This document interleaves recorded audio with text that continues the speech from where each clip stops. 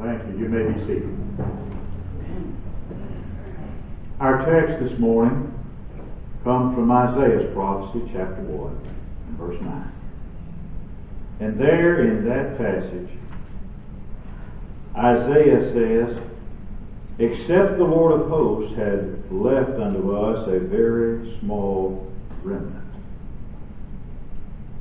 We should have been as Sodom, and we should have been like unto Gomorrah." He talks there about leaving a very small remnant. That doctrine, the doctrine of the remnant, is very important. It is central to the faith of this prophet of God. And when you think about it, that word remnant is one that we are very familiar with. I remember as a boy, been a year or two, but I remember sitting by my grandmother as she sat at her old Singer sewing machine. It was electric, it had a knee feet on it. But I would watch her make clothes on that old Singer sewing machine. And I remember a big box of fabric she had near the machine that she called her remnant box. And that's where she kept the leftovers, the fabric she didn't use. And those bits of cloth were often used to make a quilt, maybe a rag rug, or maybe a pothole. Both of my boys have Dutch doll quilts that their great-great-grandmother made from remnants of cloth. A remnant. Thanksgiving's coming up. Every year at Thanksgiving we have the turkey, the obligatory Thanksgiving turkey. And that's when we all are familiar with what a remnant is. Because the remnant of that Thanksgiving turkey torments us for weeks. I remember one year my mother said, "We're not going to waste the turkey this year." We had sliced turkey Thanksgiving Day. A couple of days later, we had turkey croquettes. A couple of days later, we had turkey salad. And then there was turkey hash. And then one night we sat down at the table and there was turkey stew. My daddy looked at it. He got up, went to the pantry, got a can of Vienna sausage, came back to the table, opened his Vienna sausage, and I said, "Is there another can in there?" He said, "Nope. Would you share that one?" If you knew my mother, you would only know the level of courage it took for him to go to the pantry and get that can of Vienna sausage.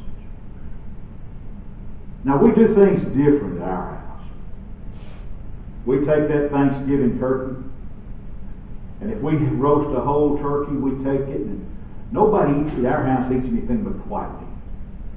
But we take the drumsticks and the thighs and all that dark meat, and we painstakingly spend an hour, hour and a half making sure it's all off the bone, and we carefully store it in a Tupperware container.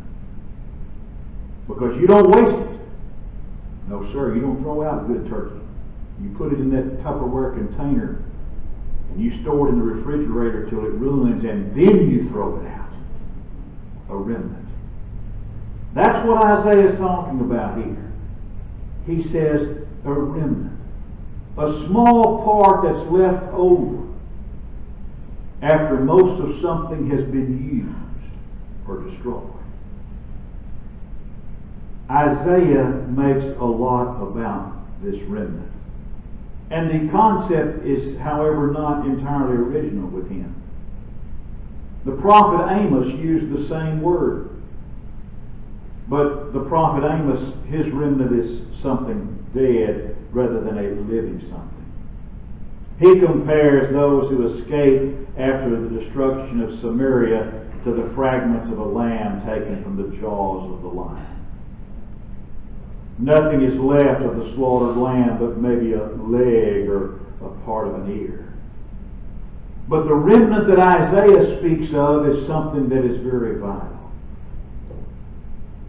It's like a shoot that springs up from the stump of a tree that's been cut down. It's not as large as the original tree, but it's a living something, it's a growing something, and that is the remnant of Isaiah. To be accurate, Isaiah's faith in this remnant is so strong that it is almost an obsession. And he mentions it over and over and over again. And he's actually so preoccupied with this remnant that he actually names his son, "A remnant shall be left." That's what his son's name is. And he mentions it over and over and over again. Isaiah gave his son that name to help him share his faith, to help him fortify his soul. So every time Isaiah did something with his son, he was reminded, a remnant shall be left.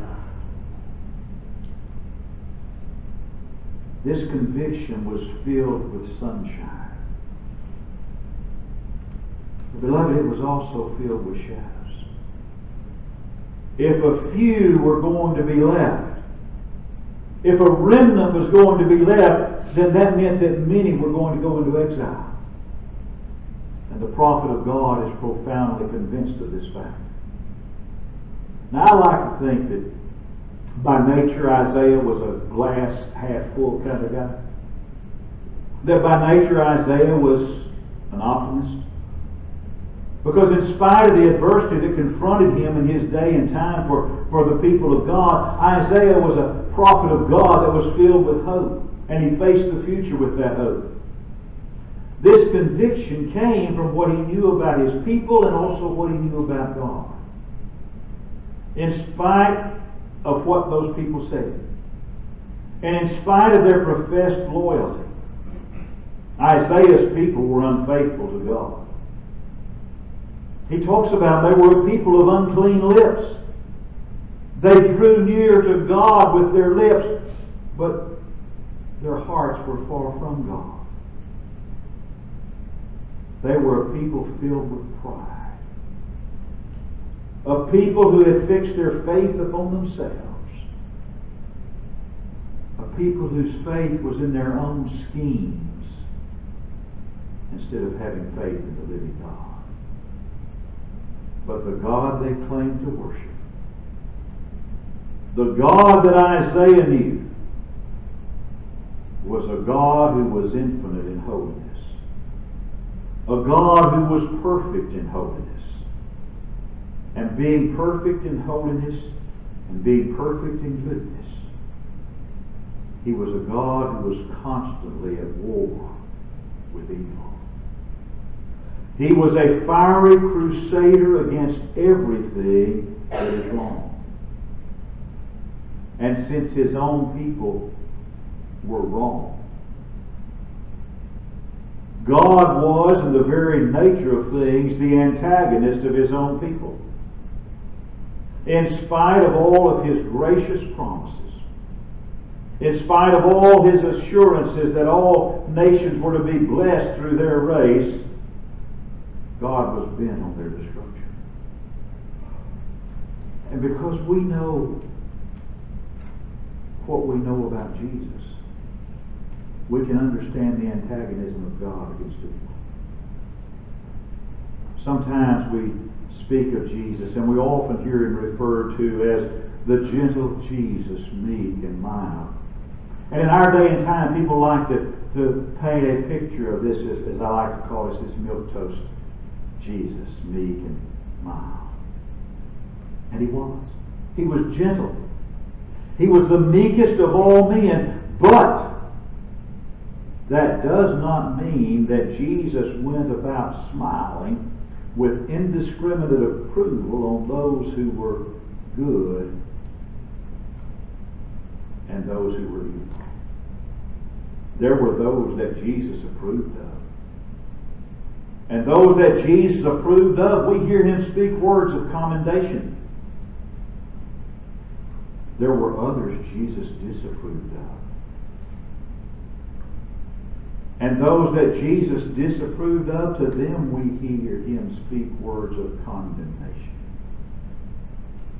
There were some people of his day that Jesus actually could find no words to describe them that were too bitter.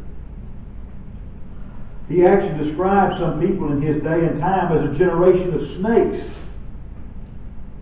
He even wondered in indignation how that generation of snakes was going to escape the damnation of hell.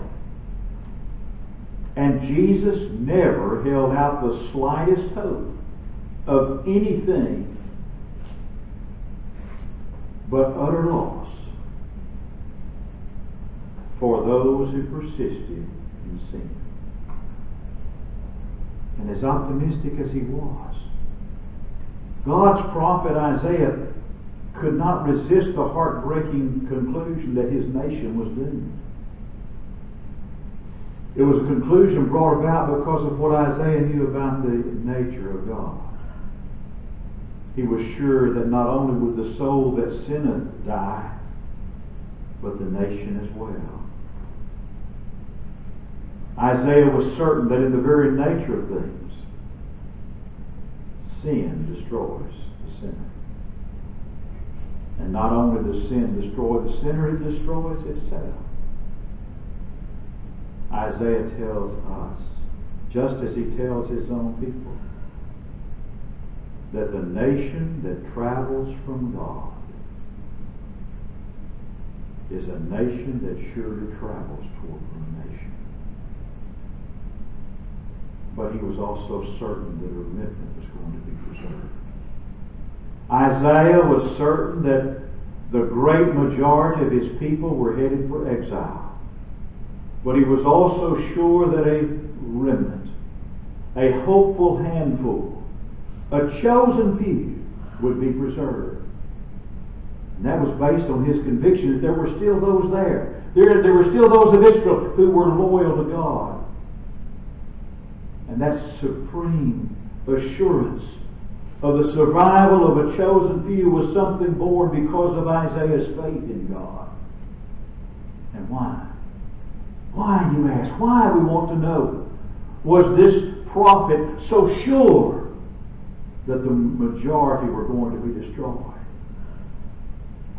Because they had turned from God.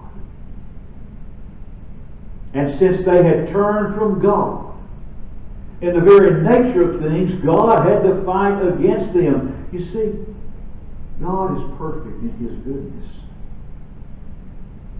And that perfect goodness of God makes the antagonism of God against evil a necessity. And it makes God's friendship with goodness also a necessity. Isaiah had this concept that God's going to preserve a remnant, but that wasn't a concept it was always easy for the prophet of God to hold on to. More than one time that concept, that conviction, it was put to the test.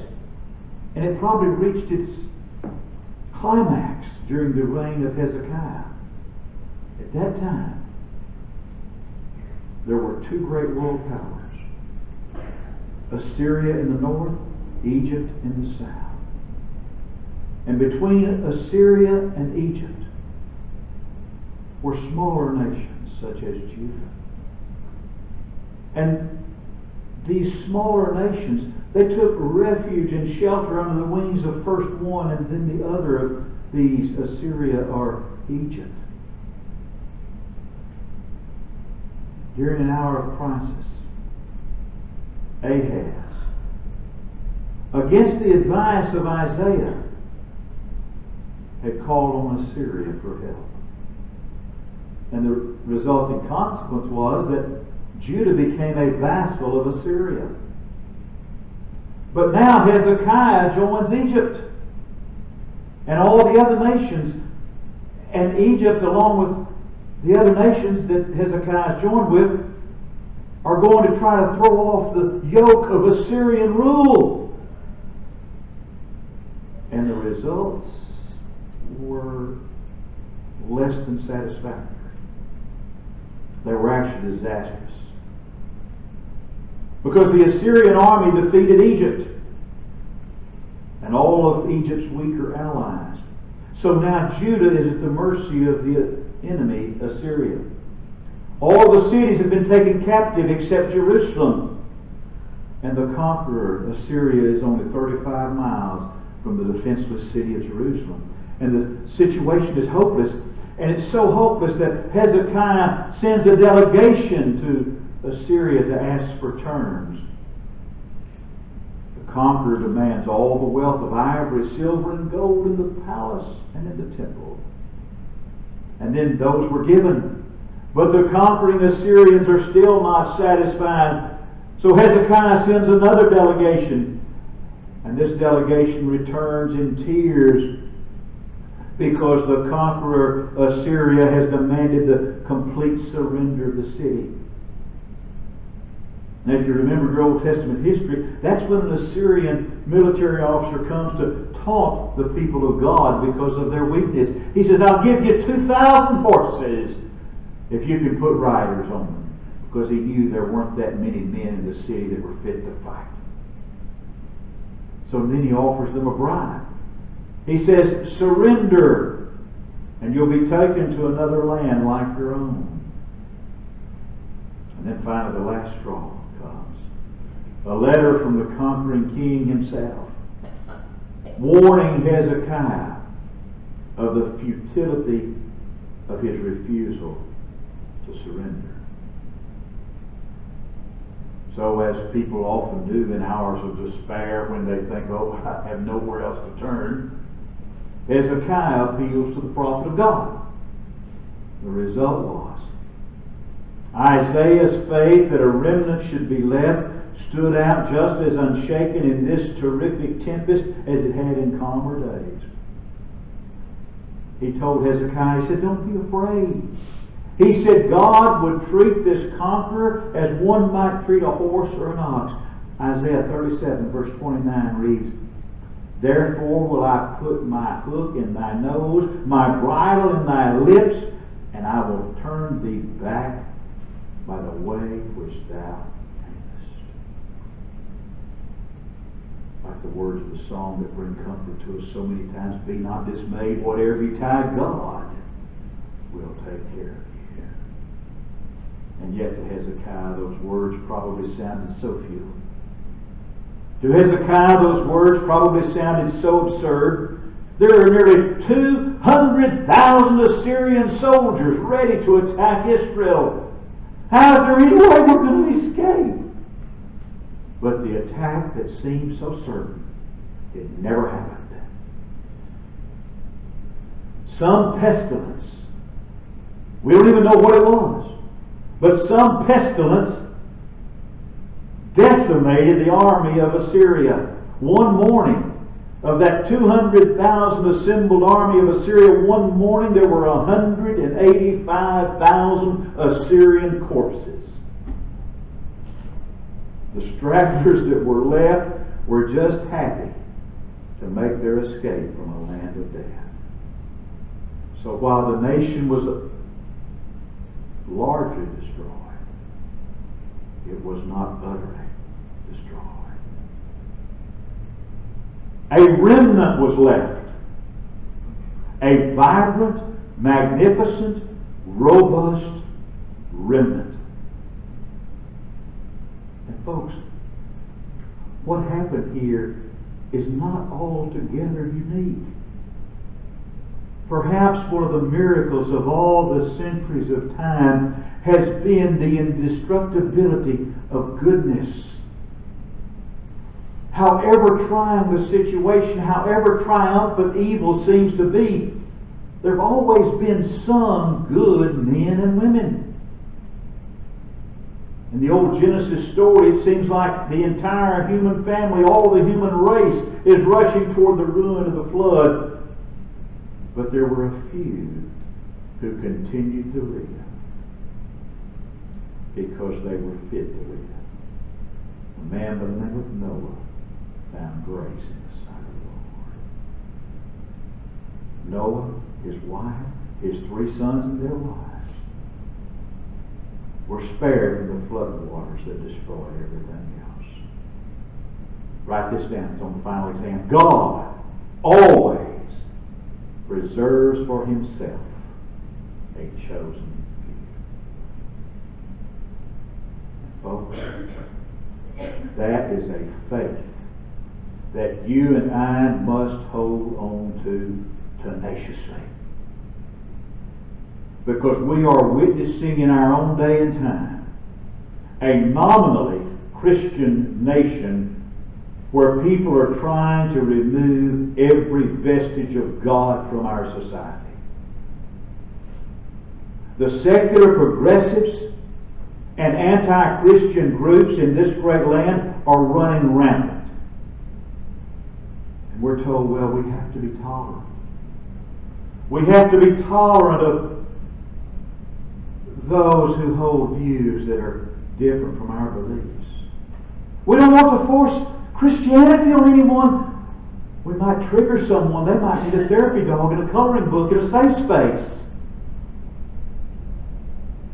And at the same time, those who are preaching tolerance from the rooftops are the least tolerant people among us. For us to pray in public, to pray at public functions, to speak our mind on social issues such as abortion, homosexuality, transgenderism, same-sex marriage, and all these other evils of our day and time. Oh, we can't speak out against that. We're forcing our belief system on someone else. And yet these same radical groups have no compunction whatsoever about forcing their non-belief system on us. And over the years, they have been and they are being assisted by an overzealous judiciary and an anemic legislature.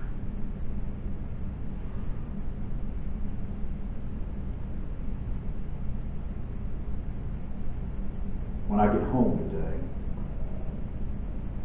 I probably will be told, you can't say things like that. But I'm about to say it. To be quite blunt, I am fed up to my eyeballs with God and two-bit politicians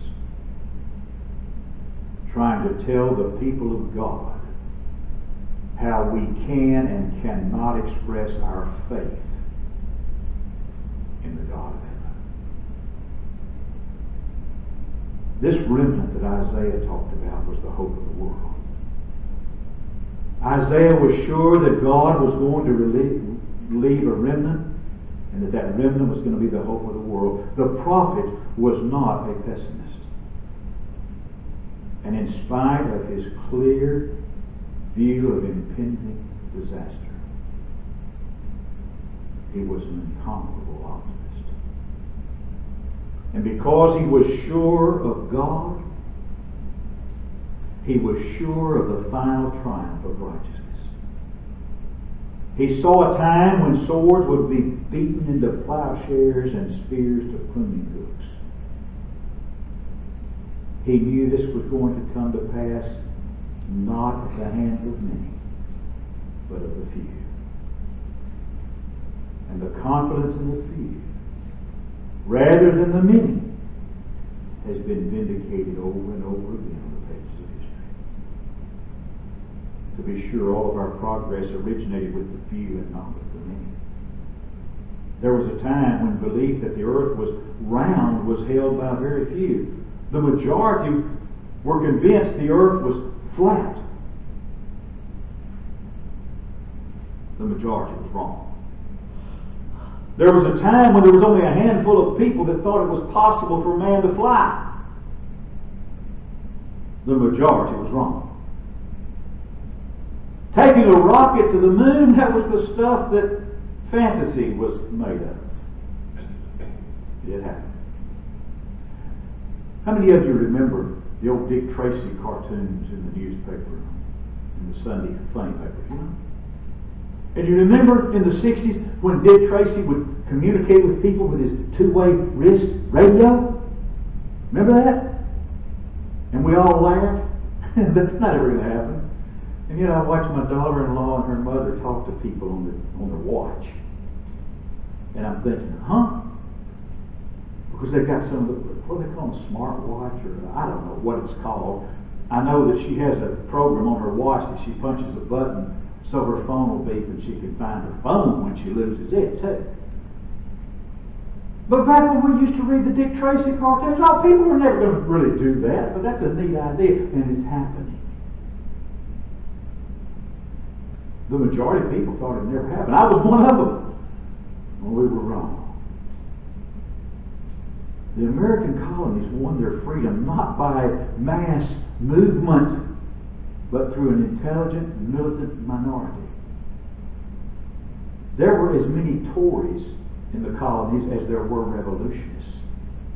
And there were also an equal number of neutrals and unconcerned people who sided with whichever group happened to be winning at the time. It was a minority that brought about this great nation. This minority reaches its climax of importance in the realm of religion. If you were to ask, the majority of American people today would say, oh yes, I believe in God. But before we clap our hands and shout and rejoice too much over that, let's ask what that faith has actually done for them. What effect does it actually have on their personal lives? Is it actually making them the kind of men and women that actually can walk with God? Is it actually making them the kind of people that God can bring to a better day? What's the greatest need of our day and our time? We need more Christians. But we need even more a better type of Christian. We need Christians who've taken the teachings of Jesus to heart. We need Christians who exemplify Jesus in their daily lives. We need Christians who love their neighbor the way they love themselves. We need Christians that defend each other and don't carp and criticize one another. We need Christians who look for the good in others and don't spend their time fault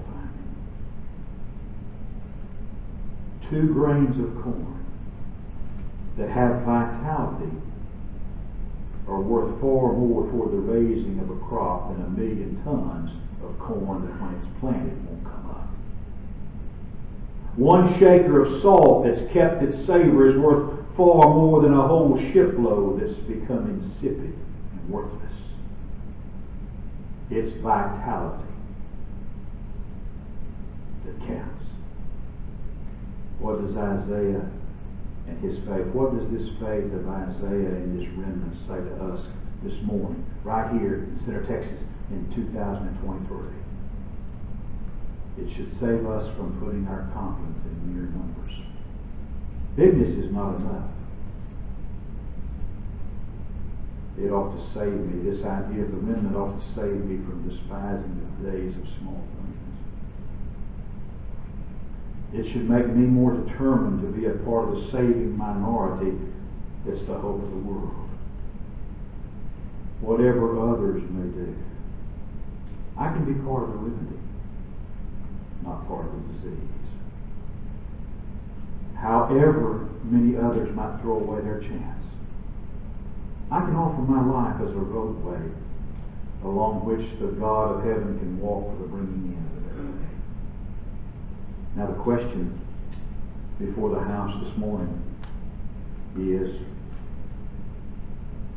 Jesus the Lord and Master of your life? Are you part of that remnant? If Jesus is not Lord and Master of all of your life today, He is not Lord and Master at all in your life today. Do you need to make changes? Can we help you make those changes? You have the opportunity to let us do that.